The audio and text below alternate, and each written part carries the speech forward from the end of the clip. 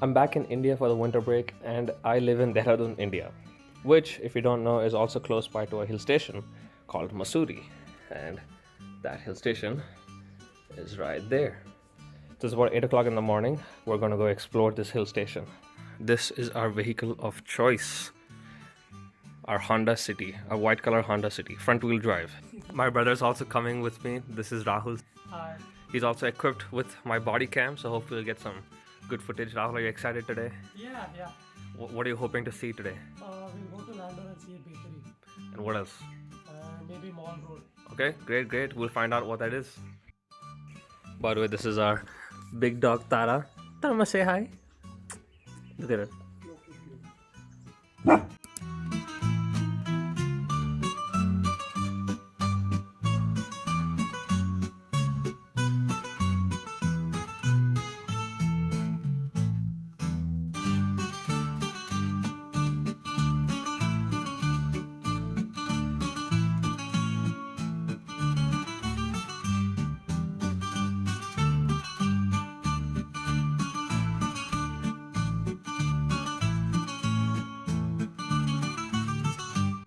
Alright, we just did a steep drive. This is our driver Rohan. And now we're going to trek all the way to that temple up there. So that's our first physical activity there. I think it's about a 1 kilometer trek.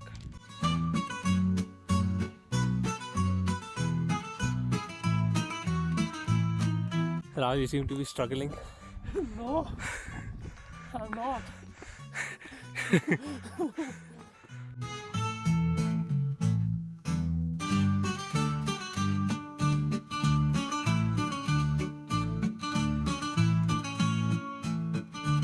This temple has an elevation of 2,215 meters or 7,267 feet.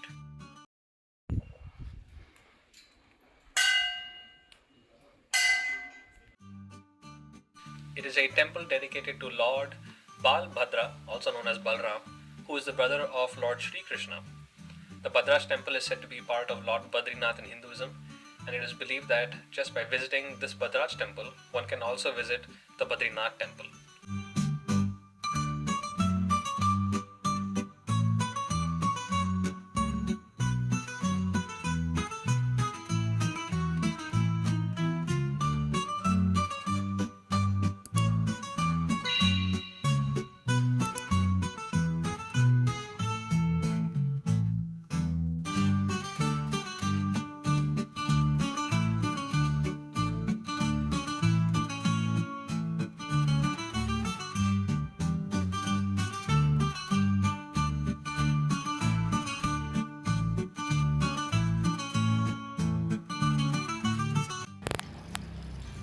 We're stopping for breakfast over here en route to Mussoorie.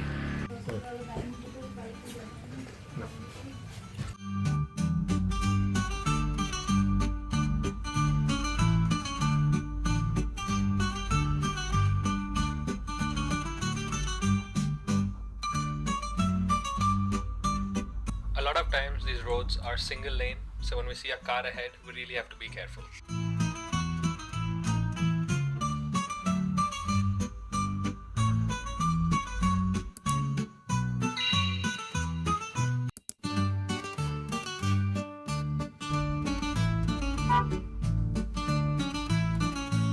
It takes a lot of skill to drive over here.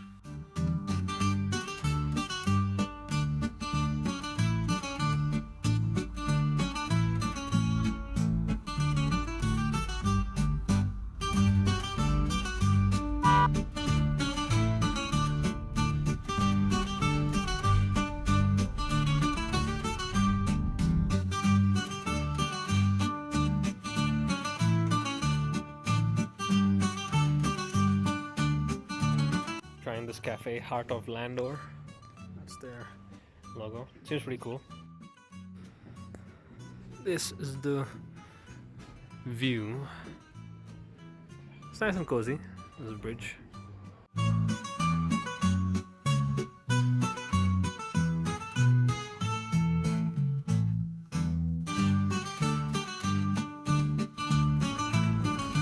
Is it nice and warm? Yeah.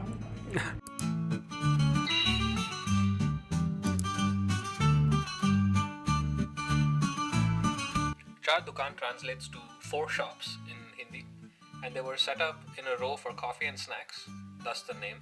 With more than a century of serving good food and tea and coffee, the lines were too long and it was kind of expensive, so we didn't get coffee over here. We did get something else to drink later on though.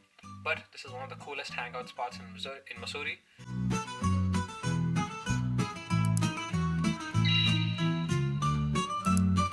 St. Paul's Church is one of the most historic churches in Mussoorie. It was built in 1839 and first consecrated on May 1st, 1840 by Bishop Daniel Wilson of Calcutta.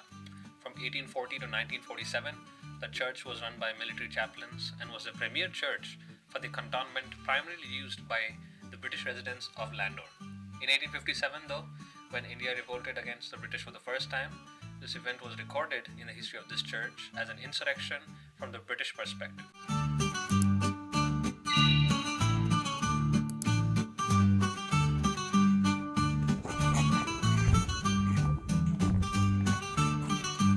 This cafe is particularly known for being at one of the highest points in the area called Lal Tibba, which is a popular viewpoint. As you can see, there are many people here trying to get a peek at the Himalayas and its ranges. It's a good sunrise and sunset point of view, and the cafe offers some good cuisine and some old-time dishes.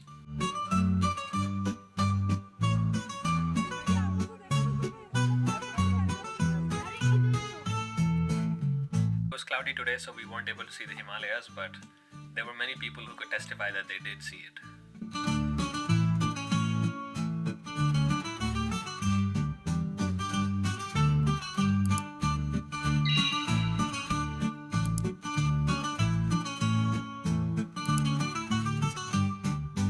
Maybe Mall Road. While we're walking through, I thought I'd offer a little bit of the history. It all began in 1823 when two British soldiers, Captain Frederick Young and F.J. Shore, the superintendent of Dehradun, set foot in the area we now know as Mussoorie.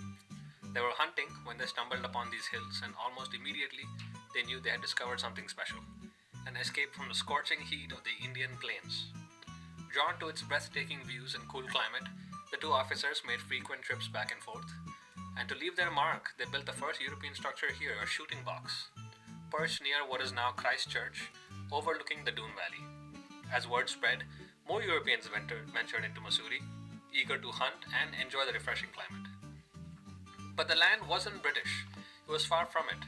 These hills belonged to the local rulers, the Raja of Tehri Garhwal and the Mahant Guru of Ram Rai Shrine, Swarup Das, and various zamindars or village landowners. The British wanted to build residences, but Mussoorie's steep terrain posed a challenge. Only a few flat patches of land could be developed, and there were 7 such spots: the Landour Cantonment, Mullingar, Zephyr Lodge, Savoy Hotel, Happy Valley, and Park Estate, to name a few. As demand grew, native landowners were pressured to sell their lands at shockingly low rates, and thus began the transformation of Mussoorie from untouched hills to a bustling retreat. By 1883, Mussoorie had over 340 European residences and 140 Indian ones.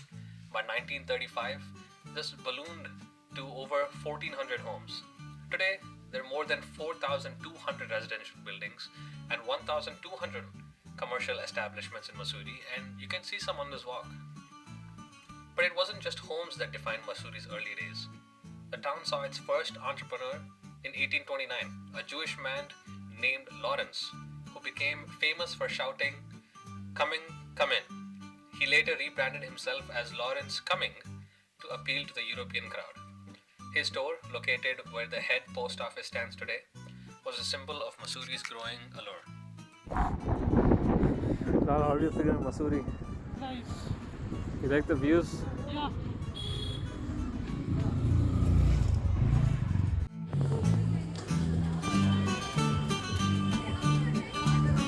This is the store I bought the book that this video is based off of, Cambridge Book Depot. You can't see it properly, but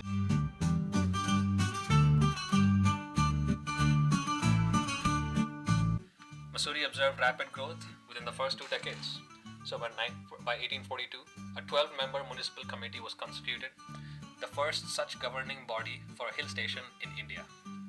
Bellevue Estate, which is the present-day Radha Bhavan Estate, was renovated to be the municipal office and town hall. In 1883, an act was passed and the Mussoorie Municipal Board was constituted. A few years later, in the early 1900s, a new municipal building was made, which is still serving its purpose today. And other important structures did come up: post offices, churches, schools, banks, and a library. Two exclusive social clubs were founded as well. The Himalaya Club, Colonel Young from before served as its first president, and the Happy Valley Club, which had a small race course in the mountains. I did not mention this before, but Mussoorie gets its name from a shrub abundant in the area, the Mansoor plant.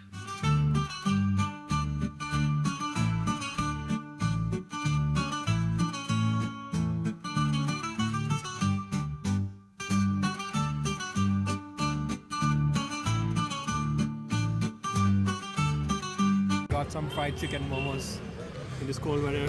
It's nice that it's hot.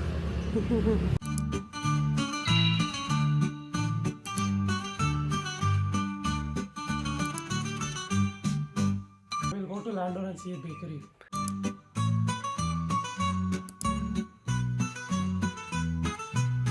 Perched above Mussoorie is the quiet and picturesque town of Landour. Landour, distinct from Mussoorie, developed as a cantonment town in the 19th century.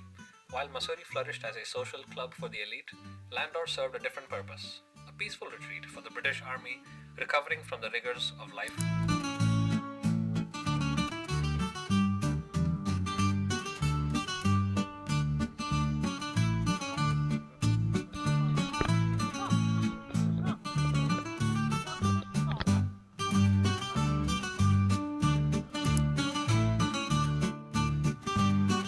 So we've been informed that it's a military area, so we can't use our GoPro. Some military personnel asked us to delete the footage, so we don't have any GoPro footage of this area, but that's okay. There is a very popular tourist attraction called the Landour Bakehouse in these hills, where famous author Ruskin Bond is known to make an appearance frequently. They're well known for their desserts, breads, and hot chocolate. So me and my brother want to get one of these.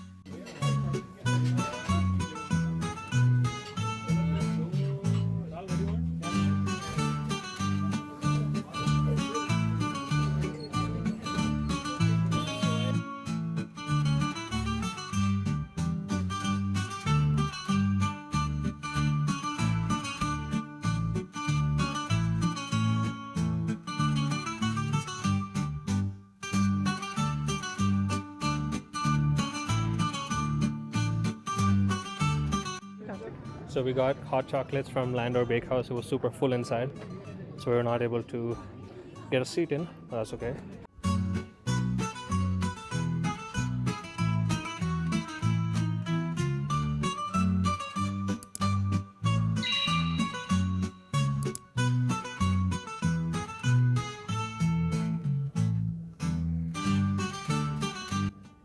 Let's go. Yeah. Mussourie's economy thrives on rich tourism, attracting visitors from all around the globe who come to appreciate its breathtaking beauty. However, it can be disheartening to see the stunning views overshadowed by litter on the streets. It's a gentle reminder for all of us to cherish this beautiful place and take our trash with us, ensuring that it remains a clean and welcoming environment for everyone to enjoy. We must work together to keep places like this as pristine as when it was first found.